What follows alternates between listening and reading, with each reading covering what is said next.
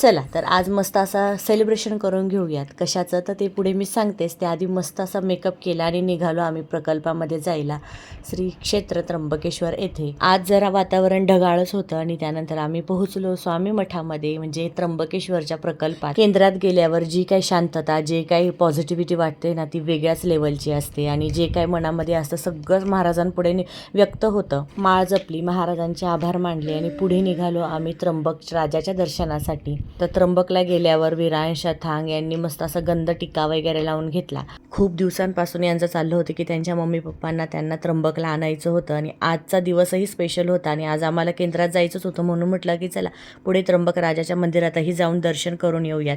आणि आजचा दिवस म्हणजे खूप जास्त स्पेशल होता. आज होती आमची ॲनिव्हर्सरी. या वर्षीपासून आमची ॲनिव्हर्सरी किंवा बड्डे असो जरा मेच्युअरपणे सेलिब्रेट करायचं असं आम्ही ठरवलेलं होतं.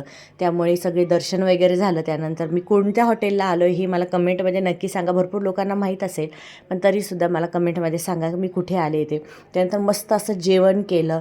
केक कट करणं किंवा ते औक्षण वगैरे ह्या सगळ्या गोष्टी मला जरा इमॅच्युअर वाटतात. लहान मुलांचं ठीक आहे, पण आपल्या बाबतीत तरी, म्हणून या अशा प्रकारे आज आमचा ॲनिव्हर्सरी आम्ही सेलिब्रेट केली.